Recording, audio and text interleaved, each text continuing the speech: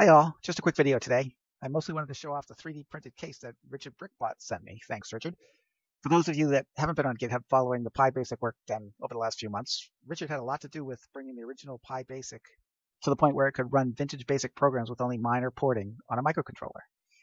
Richard is also working on a couple of forks of PyBasic, one of which I believe he's hoping to use in a microcontroller-based computer that boots to BASIC, like a lot of the early hobby computers did.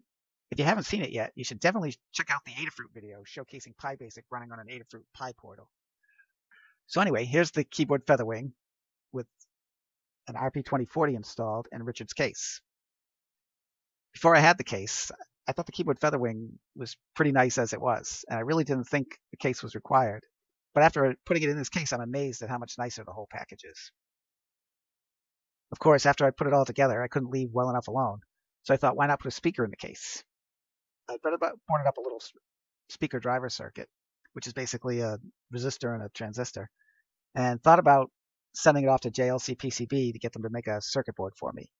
Then I realized there had to be a million of these available online, and sure enough, with a quick search on the internet, I found the Grove Buzzer.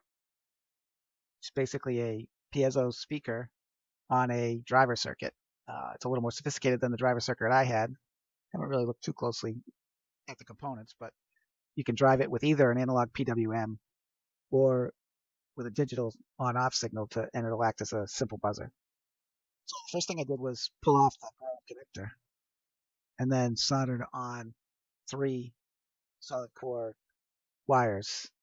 I struggled a bit more than I expected in getting the wires connected to the pins, but in the end I got there.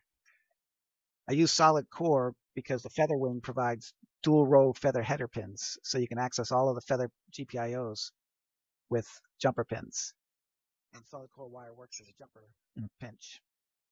So to hook up the Grove Buzzer, all I need to do is connect VCC to the 3V3 pin on the feather, ground to ground, and the signal connection to GP12.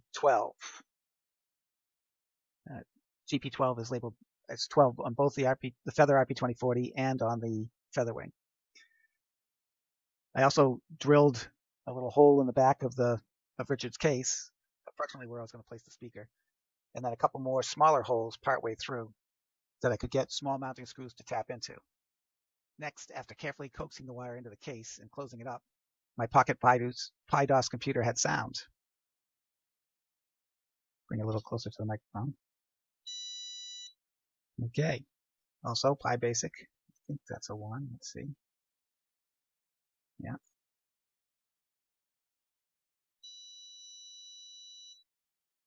Here we go. The PyDOS GitHub site had a sound command, and the PyDOS version of PyBasic also supports sound, both of which work with the new speaker circuit. For MicroPython installs of PyDOS, there was also a piano.py command that was a very simple implementation of a piano keyboard. I've updated that so it'll run under CircuitPython and moved it to the general PyDOS GitHub folder.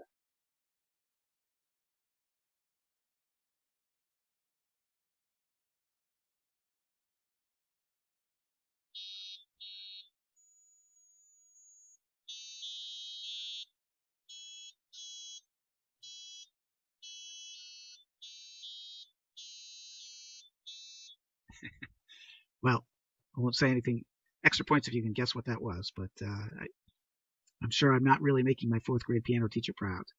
But anyways, that's about it for this update. I have been working on some interesting things with PyDOS running on ESP32 variants. Found a couple of microcontroller boards that have a whole lot more memory on them, which solves a lot of the issues that I was having with PyDOS. Well, I hope you enjoyed, and thanks for watching.